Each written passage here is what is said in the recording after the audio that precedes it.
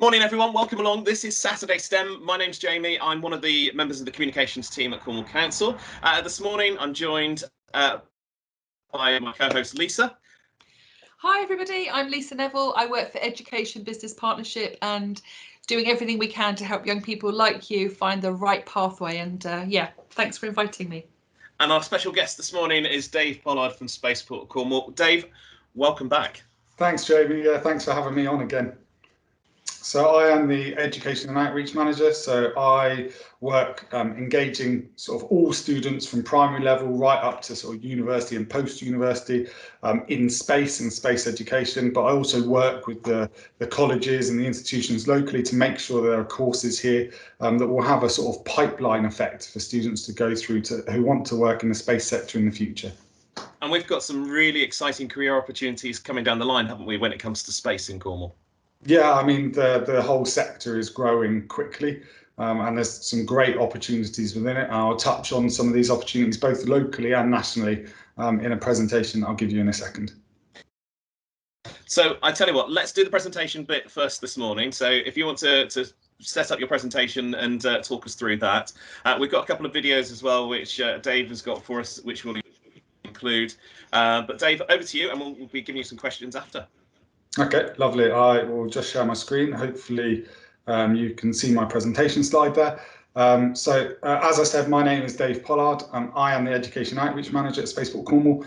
I'm a Cornish lad. I was educated in Helston with Helston School and Helston College. And then after college, I went on to university to study business management. And then I've worked back in Cornwall for the majority of time since. And then I've worked with the Spaceport for the last 8 months as the Education Outreach Manager. And it's a great role. Like I said to Jamie, on a day-to-day basis, I'm trying to engage young people right from primary level up to sort of post-university in space and the opportunities that it can give. So this presentation, I'm going to be talking to you a little bit more about routes into the sector. I've done a previous presentation with Cornwall Council, which gives more of a background into Spaceport Cornwall and who we are and what we do. And I will touch on that in this presentation, but I wanted it to be a bit more useful for anybody who's actually thinking about exploring the sector more in the future. So at Spaceport Cornwall, our motto is launch our future, but today I really want this to be about launching your future and the opportunities that are within the sector. I've got two quick videos to show you. The first one I'm going to show you next is from Virgin Orbit, and I'll tell you why this is important to us in a second.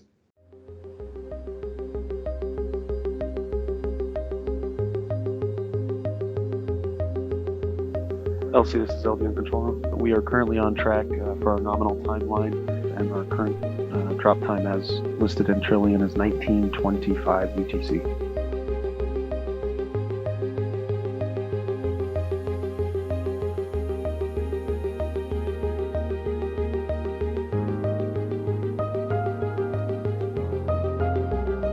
Planar controller and flight crew has been boarded the aircraft. Cosmic Girl, this is Orbit Base. You are go for takeoff. Copy, go for takeoff. Altitude 3000. And Orbit Base, Cosmic Girl is starting the turn to the inbound. Pulling now. Pull. Pulling. Release. Release, release, release. Release. EST's ignited. Confirm Newton 3 engine startup. Max Alpha achieved. TBC's in first stage looking good. We had a pretty awesome view up here. Max Q Alpha achieved. Stage 1 burn nominal.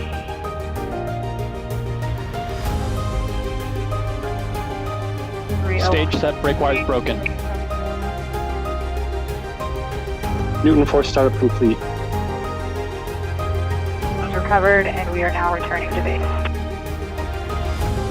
Bearing, brake wires broken. Launcher 1's in space. Sounds like the blue skies went to black. This is Radiohead on control. Mauritius has confirmed acquisition signal. Payload separation confirmed.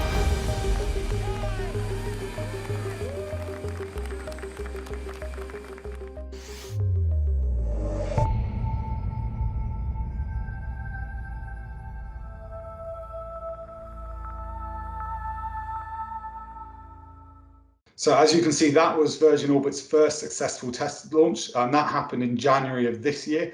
And the reason that's so important to us is because that's the exact same technology that they're going to be bringing to Spaceport Cornwall to launch from here next year, which we're super excited about. And that's going to be the first ever launch of a rocket from the UK. So amazing for Cornwall to have that precedent. So what is Spaceport Cornwall? Spaceport Cornwall is based at Cornwall Airport, Newquay. And as you can see from the Virgin Orbit video, we're talking about horizontal launch rather than vertical launch. So Cornwall Airport Newquay has been chosen because it's got one of the longest runways in the UK. It's got a largely uncongested airspace. It's fairly rural, and most importantly, we've got almost direct access over the sea, which is very important when it comes to launching rockets and that safe zone. I've now got another video that I'm going to show you about who we are and what we're planning to do.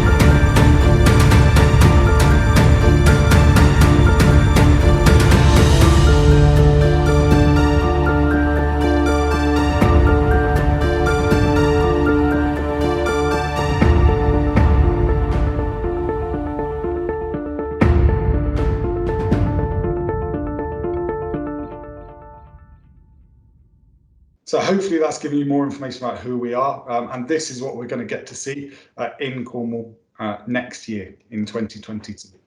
I'm now going to go into more information about sort of space sector routes and the opportunities that are going to be within the sector by the time that you finish your education. And now, you know, there are quite a few opportunities already, but the sector is developing really quickly.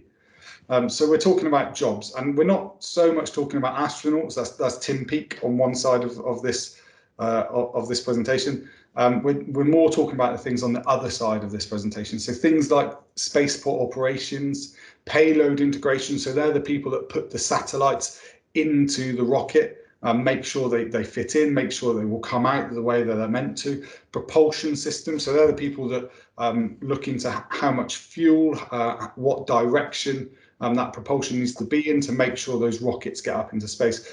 But there's also huge opportunities within sort of space debris. That's a growing challenge for the industry, and something that's being taken more and more seriously is how do we make sure that we don't have things floating around our Earth that are going to damage some of the satellites and some of the rockets that go up into space. And there's a lot of organisations that are looking into that now. One's called Astroscale, which is based in Oxford, and they're looking to possibly use a large net to capture some of that debris that's already up there. There's also opportunities within sort of space agriculture, space mining. It's a hugely sort of opportunistic area to be getting into, and a quickly developing area. And when we talk about sort of jobs within the space sector, there's two sort of areas. One is around the upstream. So the upstream is the jobs that are linked to actually making the rockets and getting the satellites up into space. So building those rockets, building those satellites. And the other side is the downstream. So the downstream is, once the satellites are up in space, how do we use some of that data that's coming down from satellites to develop new products? So maybe on our phones or apps on our tablets or computers. So satellites will beam information back down to Earth, and then that information can be dispersed around the country, and different organisations can use that data to create new products and to solve new challenges. And it's that sort of downstream area which I think has a lot of opportunities and a lot of future opportunities for people in Cornwall, but for people across the UK.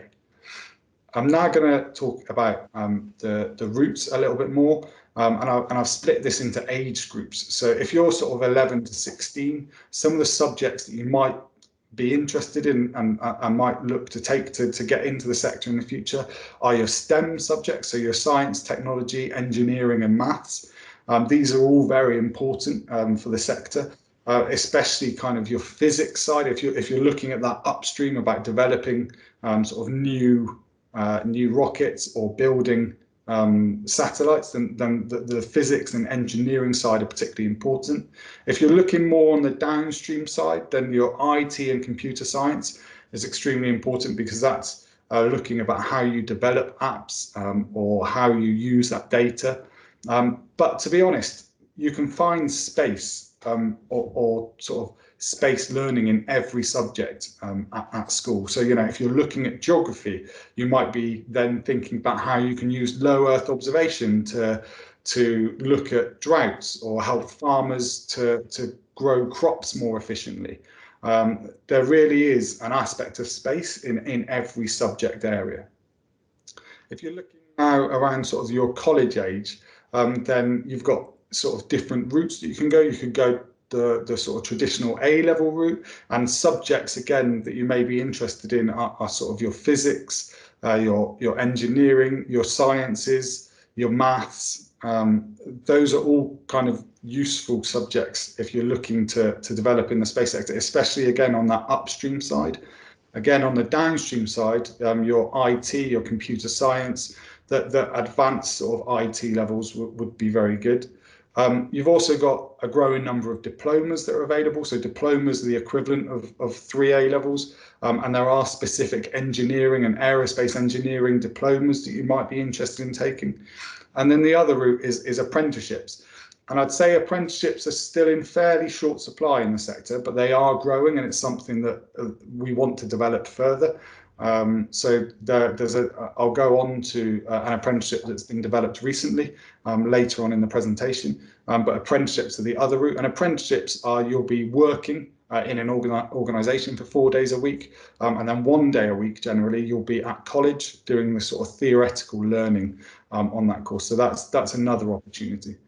And then if you're looking at 19 plus, university is a good option. So last year, 62% of the jobs advertised within the space sector required a degree level qualification. So that could be a university degree, but it could also be a higher level apprenticeship.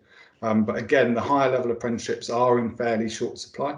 And I'm going to go on to some of those university courses that you may look to take in the future. So this is a new apprenticeship that was developed this year. So this is a partnership between Airbus and the University of Leicester, and they've developed a space engineering technician apprenticeship, and that's the first in the country. But that's given us a model now that we would be able to use across the country in different areas where the demand is. So that's great news for the sector. And then on the other side of this page is the organisation UCAS, and UCAS advertises every single, or nigh on every single university level course in the country, and there's about 37,000 unique level university courses that you can study. So if there's one aspect of one subject that you're particularly interested in, then there's a strong likelihood that you'll be able to study that sort of small aspect right up to degree level. And I thought I had a look on the UCAS website, and there are quite a number of space-related courses out there. So you've got your aerospace engineering and your space science and robotics, and robotics is a really growing area within the space sector, and they're very appropriate for the sort of upstream side, so the development of the rockets and the satellites. And then for the downstream side, you've got things like web and mobile app development, web design and development, and that could be for developing those products and using that space data that's coming down to create new products. I've put this up here because this is the spacecareers.uk website, and if you're generally interested in the space sector, but you're not really sure about what job you may want to do in the future, there's about 70 jobs currently advertised on the spacecareers.uk website across the country. And I always say to students that it's quite good to have a look at the different opportunities that are available to you, and then work backwards. Find a job, even if that's not the job that you ultimately do in the future. Find that job and then work backwards to see what skills, what qualifications, and what experience you would need to be able to get that job in the future. And then that's a good way to work out a rough plan of what you need to do from the age that you are now to be able to get that job in the future and develop, and just give you a bit of purpose and direction towards that. I've also got some information for different age students about opportunities to get involved with that can really help your CV and help you kind of help your the probability of you being able to get a job in the sector in the future. So if you are at university at the moment, there's a UK Space Agency Space Placements in Industry, or SPIN, opportunity, and that's a funded internship that's about 6 to 8 weeks over your summer holidays, and you get paid about £3,000 to work with a space organisation on a specific project. And these are currently being advertised right now. So have a look on the UK Space Agency SPIN website and see if there are any opportunities that are appropriate for you. The other thing I've got is engage, take part in the competitions, the opportunities that different space sector organisations offer. Follow them on social media. We regularly run competitions for all age groups, and engage in those, take part, because if you win some of those, that can open doors for you in the future. On the bottom now, I've highlighted Falmouth Launchpad, which is based at Falmouth University, and this is a funded business entrepreneurship masters. So you get paid to study that masters, and then whilst you're on that course, you have to set up a business, and that business has got to be located in Cornwall. And there's been a number of businesses that have rolled out of that Launchpad program that have been related to space or use space data. So that's a particularly great opportunity, I would say. And the other side is new business. The sector is developing really quickly, and it's the entrepreneurs that take advantage of that set up new businesses that are going to be some of the real winners. So don't be afraid to explore opportunities yourself, and maybe set up new businesses within the sector. That's a really quick run through of where I think the opportunities are in getting into the sector in the future. We're now going to go on to the next part of the session, and I'm going to take some questions. Well, Dave, thank you very much for that. The loads of opportunities available for young people. I particularly like the idea of young people being able to get that work experience, because that's going to be the thing. If you've got a degree set up against somebody else who's got a degree, it's that work experience which is really going to make them stand out, isn't it? Yes, it is. Yeah, and when we've organisations do offer work experience, we've only been offering virtual work experience recently because we are a small team, and through virtual work experience we've been able to offer sort of 30 plus students placements, but there are organisations that will also offer physical work experience. So in normal times, I know that Goonhilly Earth Station regularly take sort of physical work experience placements, and there's other organisations locally and nationally that will also take them physically and virtually. So yeah, really look out for those opportunities. Yeah, just I mean, it's so exciting to hear everything that's happening at the moment. I've worked at Education Business Partnership for 16 years. So within the lifetime of the people that are watching this, when I first started, space was not even mentioned as a sector that young people could feasibly move into. And so it's quite astonishing the rate at which things change. So thinking about the growth of that sector, Dave, particularly in Cornwall, obviously there's already jobs here. What sort of growth are you looking at over the next couple of years for those young people watching now? So I think for us, we're really seeing that Spaceport Cornwall will be a catalyst for, once we've got that first launch under our belt. I think there's going to be a number of organisations that will want to be close to launch and develop down here, either develop sort of new businesses or existing businesses bringing an arm down to Cornwall to set up. I would also hope in the future, so Virgin Orbit are going to be our first launch partner, but similar to an airport, we're likely to have numerous sort of launch and landing partners, and for some of those to actually establish here in the future. So in the first few years, Virgin Orbit will be sort of launching once or twice a year, and that can build up to 8 to 12 times a year towards the end of the decade. And by the time they're up to sort of 3, 4, 5 launches a year, I'd hope they'll have more of a physical sort of presence here. And who knows in the future so currently they've only got one Cosmic Girl, which is the plane, and they've got a few rockets. Who knows in the future if the demand grows as we expect it to, whether they'll have more than one Cosmic Girl located at different places around the world for that launch. Brilliant. You mentioned Virgin Orbit there. Obviously, there's something exciting happening over the next few weeks, isn't there? With some of their kit coming over? Yes, so for the G7, they're bringing a life-size replica model of their Launcher 1. So it's about the size of 2 double-decker buses. And they're bringing that over for the G7, but they're kindly going to leave it for us for a number of months afterwards. And we're going to be hosting sort of students and outreach events towards the latter part of this academic year. And over the summer holidays, where we're going to be welcoming people on site and hopefully doing a sort of life cycle of a satellite that people can get involved with and learn about. So that's super exciting and going to be very busy, I think. I think what you're talking about, Dave, really inspires passion in all sorts of people, but particularly young people. And I know from speaking to different employers that enthusiasm and that passion is something they're really looking for. So we've talked about some of the opportunities that young people can get into. It's also worth mentioning things like Nuffield research placements, so where young people can really demonstrate their enthusiasm and interest. So yeah, anything like that. Would you recommend young people take part in any competitions, etc.? I think you mentioned that earlier, didn't you? Anything else they can do? Yeah, so in regards to Nuffield, we're setting 2 students a project. So we've set 3 master's students from the University of Exeter projects on how satellites can help us in Cornwall environmentally. One is around looking at the development of a kelp forest, or actually the monitoring of kelp around the Cornish coast, because kelp is a great carbon sink, and Cornwall has a great deal of kelp, but we don't have a lot of information around how healthy it is, whether it's growing, whether it's decreasing. But it also grows so quickly that it can be harvested and turned into biofuel. So we've got one of the master students doing a feasibility study on the potential of a sort of Cornwall Council owned kelp forest to help offset and mitigate some of the carbon impacts.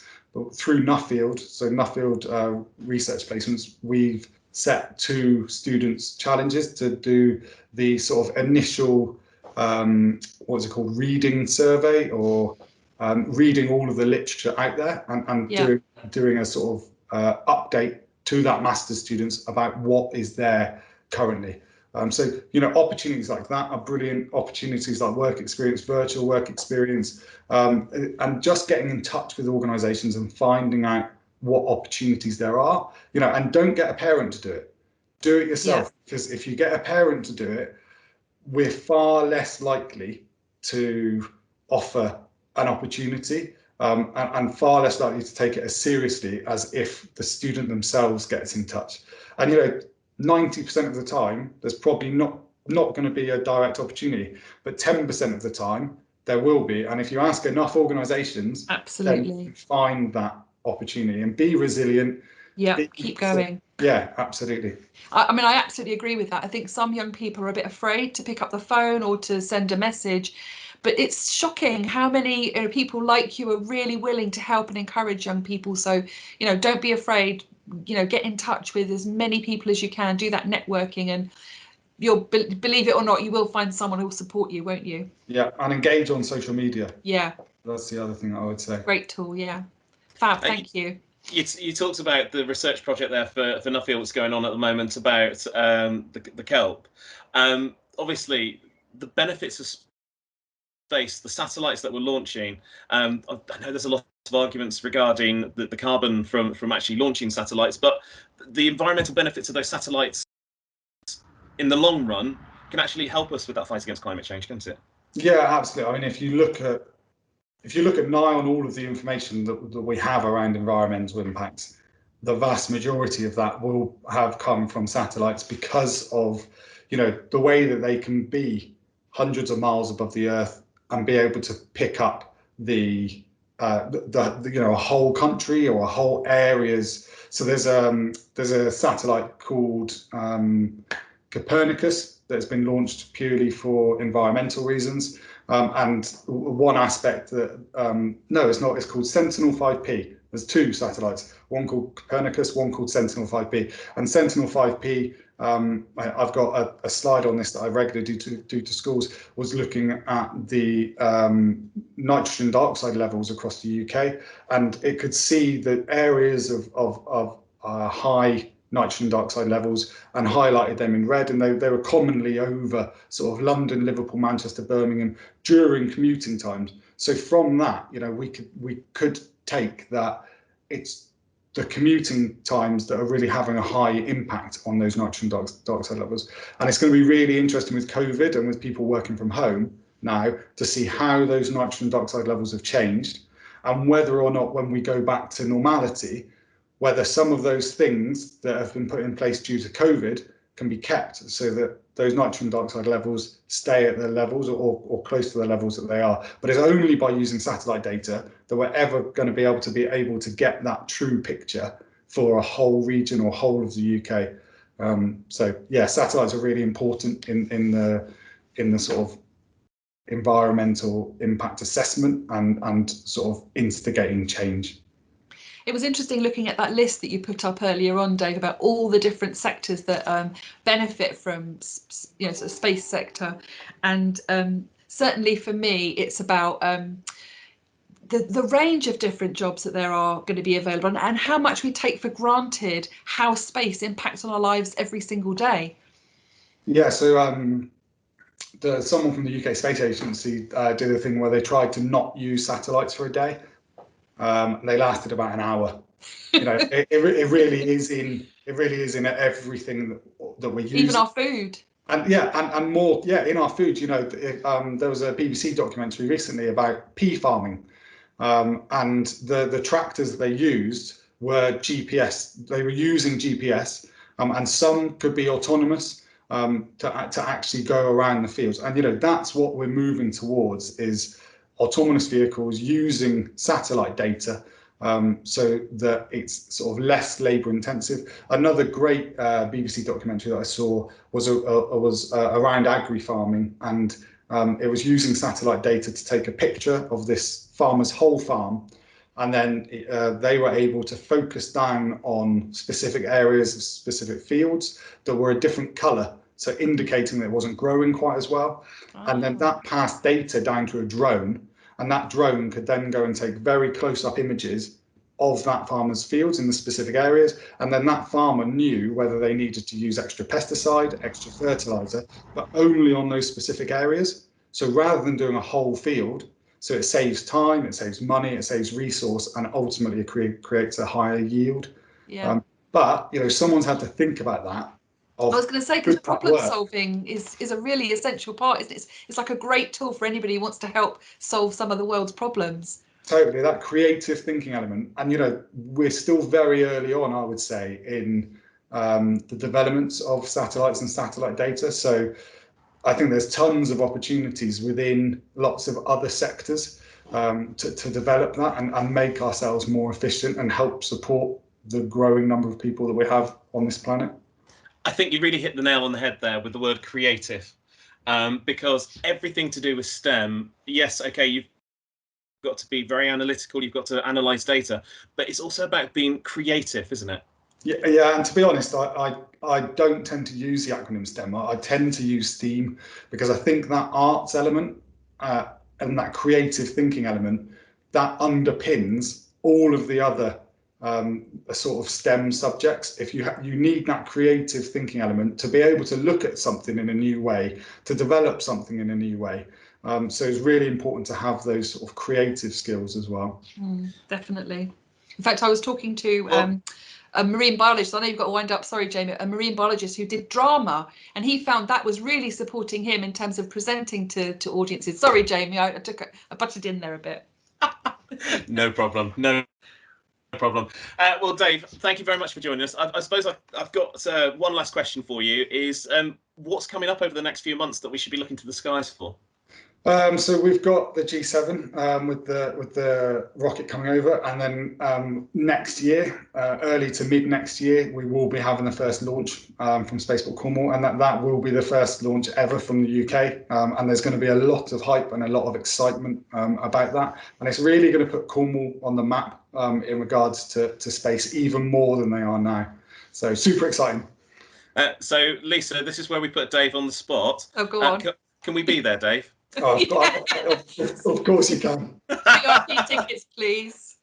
Fantastic. Thank you so much. That was so interesting. Thank you, Dave. Pleasure. Well, Dave, thanks so much for joining us. This has been Saturday STEM.